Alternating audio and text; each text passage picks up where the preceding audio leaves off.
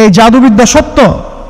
এবং এখনকার অনেক ভণ্ড যে কবিরাজগুলো বের হয়েছে, এরা জিনকে তাবে করে নিয়ে এই জিনদের মধ্য দিয়ে মানুষের মধ্যে জাদু ছড়িয়ে দিয়েছে, এবং এর ফলশ্রুতিতে বহু পরিবার ধ্বংস হয়ে যাচ্ছে। এই জাদুবিদ্যা সত্য।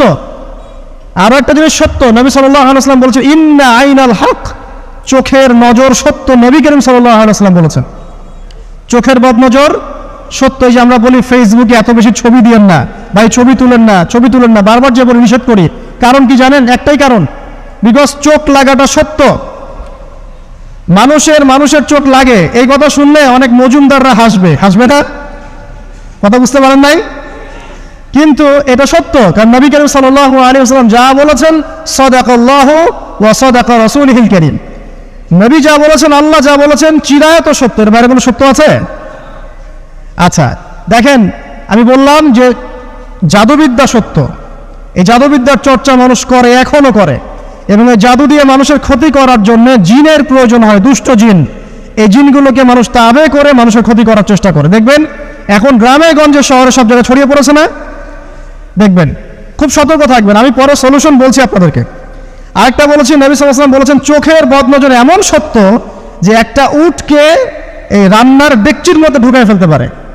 একটা উট খুব সুন্দর ভালো, আপনি দেখছেন মাশাআল্লাহ বলেন নাই, নজর লেগেছে, উটটা মারা গেছে, দেন তারপর তাকে জবাই করে খেয়ে ফেলতে হয়েছে। একজন সাহাবী গোসল করছিলেন, গোসল, এটা হাদিসে সহিহ, এই আলেম ওলামা যারা আছেন তারা জানেন যে এই হাদিসে সহিহ। একজন সাহাবী গোসল করছেন, তার গায়ের চামড়াটা খুব সুন্দর ছিল, একদম স্কিনটা অনেক সুন্দর থাকে না এমন কিছু মানুষ?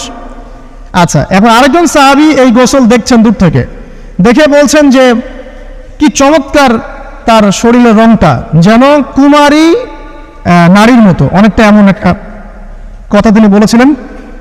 সাথে সাথে এই সাহাবী অজ্ঞান হয়ে পড়ে গেছে। কোন সাহাবী? যিনি গোসল করছিলেন। এটার আপনি কোনো ব্যাখ্যা দিতে পারবেন না তো, এখানে কোনো সায়েন্স দিয়ে বা মেডিকেল সায়েন্স দিয়ে আপনি কোনো ব্যাখ্যা করতে পারবেন না। একটা ব্যাখ্যা দিতে পারেন, কিন্তু কেন সেটা হলো সেটা আপনি অ্যান্সার খুঁজে পাবেন না। তো নবী সাল্লাল্লাহু আলাইহি ওয়াসাল্লামের কাছে নিয়ে যাওয়া হলো তাকে। তিনি বললেন যে এই ব্যক্তির ব্যাপারে কি কেউ ভালো মন্দ কিছু বলেছিল? তখন একজন সাহাবী বলেন হ্যাঁ, অমুকে বলেছে এর স্কিনটা অনেক সুন্দর, ওকে ডেকে নিয়ে আসুন। ওকে ডেকে আনা হলো।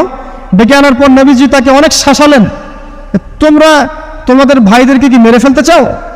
তখন এই সাহাবী তো অবাক, আমি আবার কখন মারতে চাইলাম ইয়া রাসূলুল্লাহ? আমি তো মারতে চাই নাই, আমি তো খালি বলেছি যে তার গায়ের রংটা অনেক সুন্দর। তখন তিনি বললেন কেন তুমি সুবহানাল্লাহ বললে না, কেন তুমি মাশাআল্লাহ বললে না?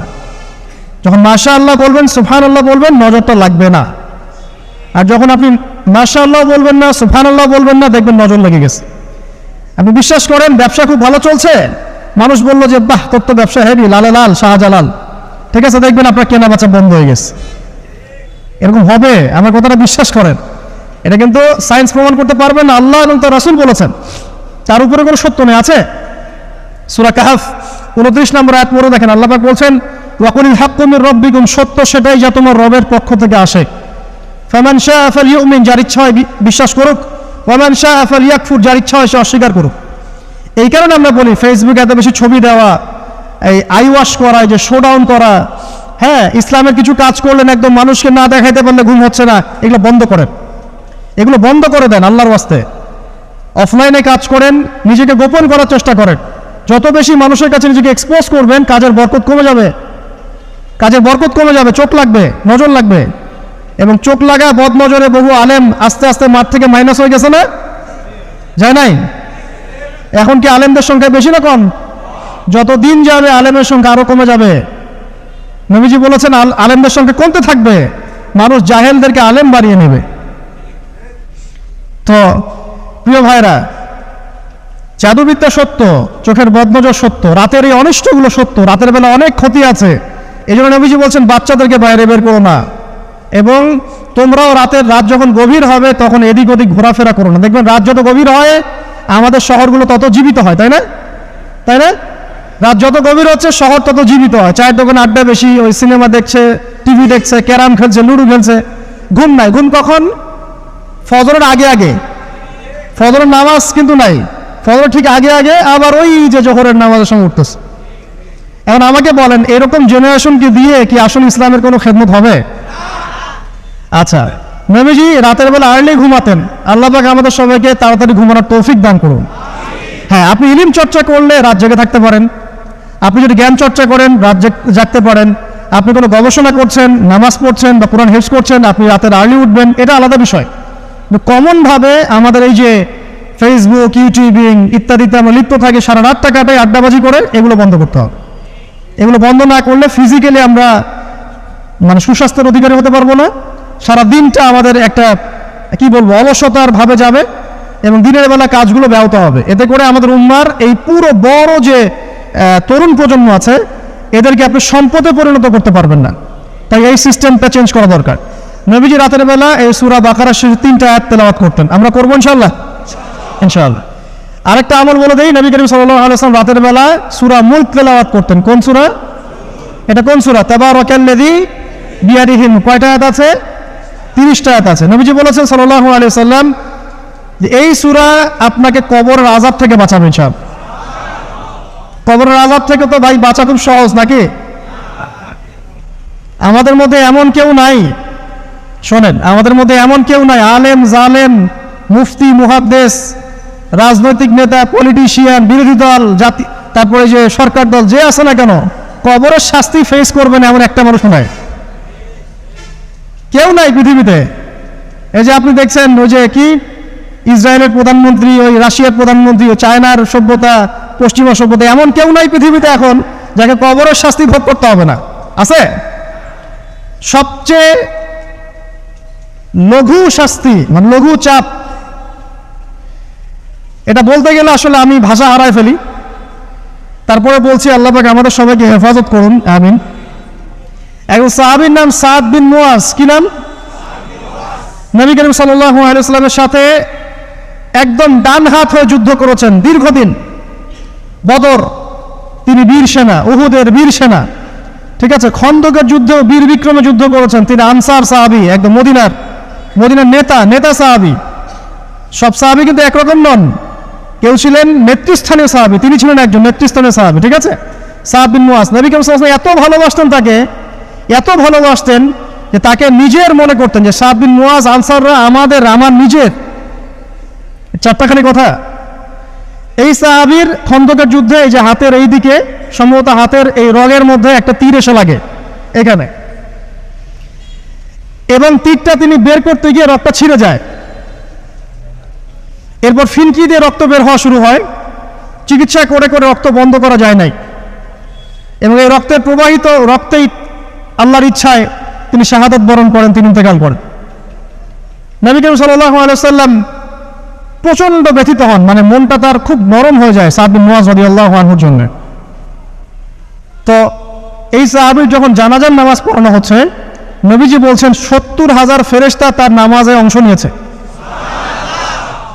আর এই সাহাবীকে যখন কবরে শোয়ানো হয়েছে, নবী করিম সাল্লাল্লাহু আলাইহি ওয়াসাল্লাম পরে জানিয়েছেন কবরের যে মৃদু চাপ, সাদ বিন মুআজ রাদিয়াল্লাহু আনহুর কবরেও সেই মৃদু চাপ দেওয়া হয়েছে। আমি কি বুঝাতে পারলাম ভাই? আমাদের কোনো দাম আছে এখনকার পলিটিশিয়ানদের কোনো দাম আছে? এখনকার সমাজ নেতার কোনো দাম আছে? এখনকার সুদখোরদের কোনো দাম আছে? এই ঘুষখোর দুর্নীতিবাজদের কোনো দাম আছে? আমরা যারা কাঠমোল্লা হয়ে আছি আমাদের কোনো দাম আছে? সাদ বিন মুআজ রাদিয়াল্লাহু আনহু যদি কবরের শাস্তি তাকে না ছাড়ে, প্রশ্নোত্তর পর্ব তাকে না ছাড়ে, আমরা পার পাবো? নবী করিম সাল্লাল্লাহু আলাইহি ওয়াসাল্লাম বলছেন সূরা মুলক তেলাওয়াত করো রাতের বেলা, ইনশাআল্লাহ সূরা মুলকের তেলাওয়াত কবরের আযাব থেকে তোমাকে বাঁচান। আর আমাদের তো ভাই কবরে সবাই সাথে যাবে না, গার্লফ্রেন্ড যাবে না, বাপ মা ভাই বোন সবাই যাবে না। একজন ব্যক্তি সুদ খাচ্ছে, জিজ্ঞাসা করে দেখেন কেন খায়, বলবে তার সন্তানের জন্য খায়, তার বউয়ের জন্য খায়, তার মা বাবাকে দেখতে হবে তাই খায়, তাই না? একজন ব্যক্তি ঘুষ খায়, বলবে আমার পরিবারের জন্য খাই। একজন দুর্নীতি করছে, পুকুর চুরি করছে, বলবে দুর্নীতি করছে আমার পরিবারের জন্য খাই, পরিবার ভালো থাকবে। সবার একই এক্সকিউজ যে পরিবার যেন ভালো থাকে, আমার সন্তানরা যেন ভালো থাকে, আগামী প্রজন্মের জন্য কিছু রেখে যেতে পারি, তাই না? এরকম একটা মানুষও কি আপনার সাথে কবরে যাবে? আর এই বোকা মানুষ কেন বোঝে না যে আপনার কবরে আপনাকেই যেতে হবে? তাহলে আপনি কি কারণে, অন্যের কারণে নিজের পরকাল নষ্ট করছেন? অন্যের সুখের জন্য আপনি আপনার পরকাল নষ্ট করছেন? সুদ খাচ্ছেন, দিব্যি মায়ের সাথে জেনা করছেন। আপনাদের এলাকায় নাকি সুদের সমস্যা অনেক বেশি। কয়েকটা হাদিস বলে দেই, আমি ওদেরকে আক্রমণ করতে আসি নাই, আমি শুধু তাদেরকে 3টা হাদিস শোনাতে এসেছি। 1 নম্বর হাদিস শোনেন। আল্লাহর নবী মুহাম্মদ সাল্লাল্লাহু আলাইহি ওয়াসাল্লাম বলেছেন, সুদের পাপের 73টা শাখা আছে। কয়টা? কোন হাদিসে 70টাও আছে, কোন হাদিসে 73টা আছে। বলছেন যে সবচেয়ে নিচের শাখাটা হচ্ছে, সুদের পাপের সবচেয়ে নিচের শাখা হচ্ছে যে যেন কোনো ব্যক্তি তার মাকে রেপ করলো, তার মাকে ধর্ষণ করলো। 1 দিরহাম যে ব্যক্তি সুদ খায়, সহিহ বুখারীতে আরেকটা হাদিস এসেছে, সে যেন 36টা মেয়েকে ধর্ষণ করলো। আর আমি একটা কথা বানায় বলছি না, যদি বিশ্বাস না হয় কওমি মাদ্রাসা আছে, আলেম ওলামা আছে, গিয়ে বুখারী খুলতে বলেন, পড়তে বলেন, খালি একবার পড়তে বলেন, দেখেন যদি না থাকে তাহলে আমাকে এর সাথে থাপ্পড় দিয়ে দেয়। যদি না থাকে হাদিস এটা, তাহলে আমার গালে একটা থাপ্পড় দিয়ে যায়। আর যদি থাকে তাহলে আল্লাহর রাস্তায় সুদ খাওয়া ছেড়ে দেন। কোনটা করবেন? চ্যালেঞ্জ করবেন? নবীজি বলেছেন, 1টা দিরহাম যে ব্যক্তি সুদ খায়, দিরহাম মানে কি? রৌপ্য মুদ্রা। এটা এখন দেখতে পারবেন না, জাদুঘরে আছে।